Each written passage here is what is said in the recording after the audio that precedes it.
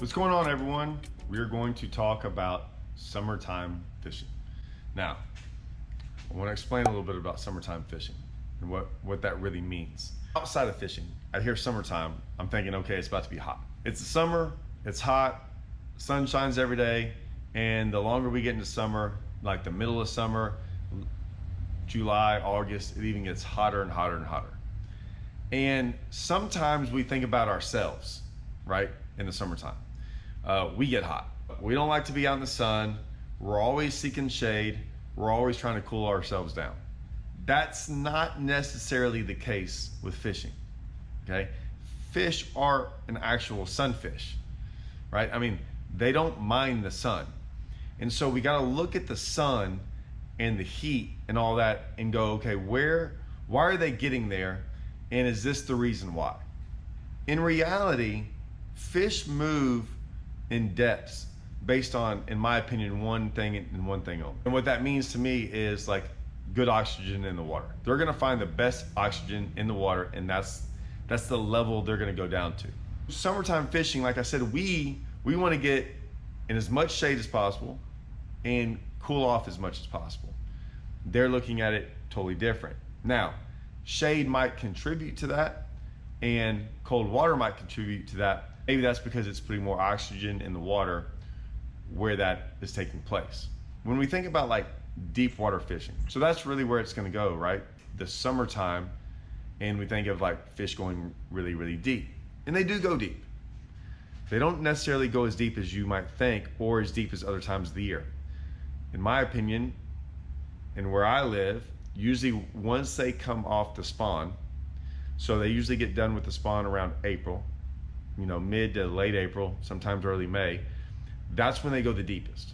That's when you'll find the shad the deepest, that's when they'll find the fish the deepest, that's when you'll find them schooled up the best. They push out there instantly.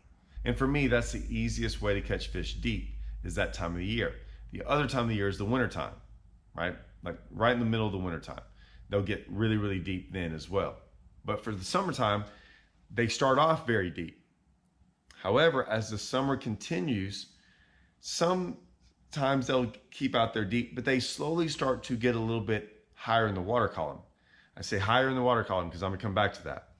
What that means is yes, they might follow the water column up higher, but they'll also follow the bottom up higher. So they could maybe be at 25 feet, right, when they first get out there. Maybe they're in 20 feet a month later. Now they might be suspended at 20 foot, or they might find the bottom at 20 foot. Either way, they start to move up. They do that because of the thermocline and oxygen levels. As that thermocline starts to come up, so do those fish.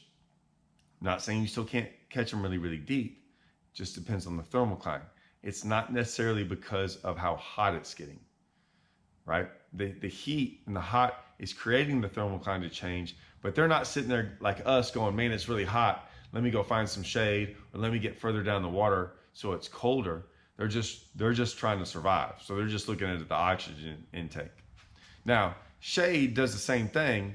So like you will find some fish on shade. I don't know though it's necessarily them keeping out of the sun like we would do. Like we're trying to keep out of the sun to cool us off.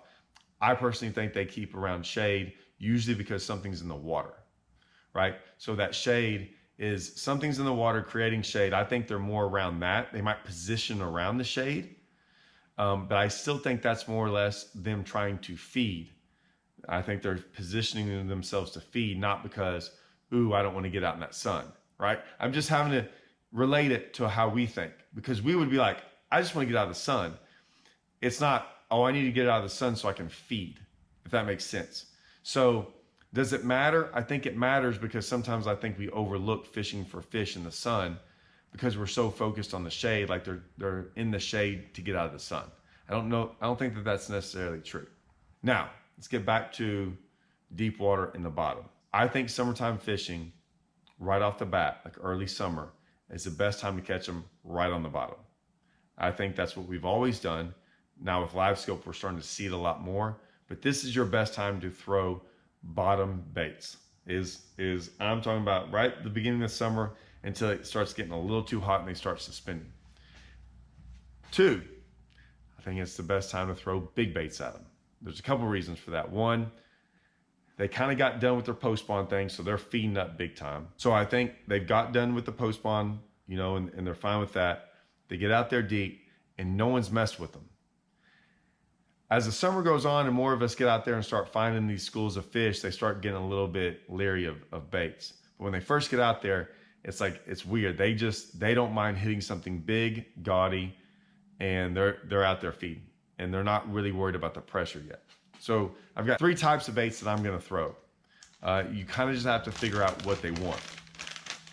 I was actually gonna pick up worms, but I'm gonna start with the crankbait. 10XD. 10XD, 8XD, 6XD, depending on how deep you're trying to go. I don't think it matters. I think you can throw a 10XD around them all the time, or an 8XD or 6XD. Sometimes that 10XD just catches just a little bit bigger fish over time. You throw it enough, you're gonna catch a big one. I just think you get a big one's attention. Like if you're trying to go for the biggest one, I would throw the 10XD. 6XD probably will catch more fish. It also doesn't go as deep, right? If you're trying to get out there to 25 foot, 6XD is not gonna do it. The 8XD is that in-betweener where it kind of goes like 21 foot. You can throw it where you throw the 6XD, a little bit bigger profile. I think it catches a little bit bigger fish over time. And not a lot of people throw it. The 8XD is kind of like a sleeper. It's something that when they first get out there, they're wanting to feed. And sometimes, and a lot of times, they'll eat a crankbait over a worm like 10 to 1. It's amazing. So I'll start with the crankbait sometimes. Plus, I can cover more water and find fish easier that way. So I like it that way. 2 is the worm. Now, you can throw just a regular worm, or like, you know, we got these bull worms now. I kind of start choosing the bullworm over, if I'm fishing out deep, I'm gonna throw the bullworm over just a regular 10-inch worm. For years, I threw the 10-inch worm. I think it's good. Like I said, if you're going after a little bit bigger fish, I'm gonna throw the bullworm. I just think it gets their attention. You can fish on a jig head. You can throw it on a Texas rig. You can throw it on like on an oversized shaky head. You can Carolina rig it. It really doesn't matter. You just kind of, your preference on how you want to throw it. Now, I think a jig is that might be A1 and A2. Like the jig might be right there too, like a 1/2 ounce, 3/4, 1 ounce jig. That's where like certain lakes are better than others, depending on what lake you're on. I can't tell you all what to throw because your lake might be different, but one of those is gonna work. And you're just gonna have to mess with size. If I'm fishing some of these lakes that have big ones, I'm gonna go with the biggest bait. If I'm fishing a lake that, you know, a 5-pounder is a big one, I'm probably not gonna throw, you know, a 10-inch bullworm. I can, and sometimes you'll get those 5-pounders to bite. However, sometimes you might be able to go like to the 8-inch bullworm and get just as many bites and the big one. So those are the first 2. Third one is the spoon. This is our Strike King Sexy spoon. Oversized spoon. It's weird. It's okay to throw something like dragging along like a worm. But for whatever reason, when they first get out there, they like a reaction deal. And that's usually how we catch them, is getting them to react a lot more. I think the crankbait and the spoon do that more. I think the spoon, you obviously keep it in front of their face. That crankbait's coming through them. And if you ever see on live scope, as they come through, it gets them all excited. Well, the spoon stays in one place longer. And as they start to group up around the spoon, sometimes you'll get the biggest one in that group to come up there and hit it. It's a reaction deal. Sometimes they feed in certain windows, and that spoon can kind of get them ignited a little bit.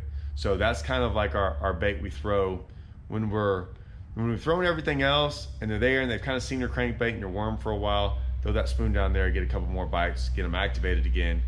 If you don't like throwing a spoon, or you think they're kind of hitting and missing it, once you get them activated, go back to the other deal. Go back to the crankbait, go back to the worm.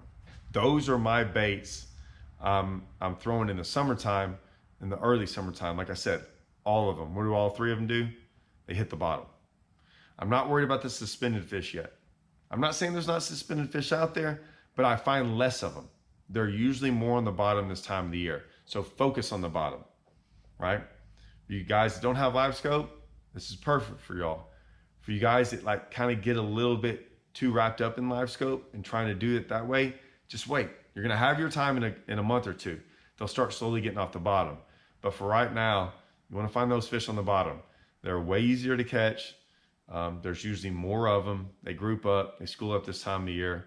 And to be honest with you, I think it's a lot easier to catch those on the bottom than when they get suspended. They always have been. So that is my summertime tip for y'all.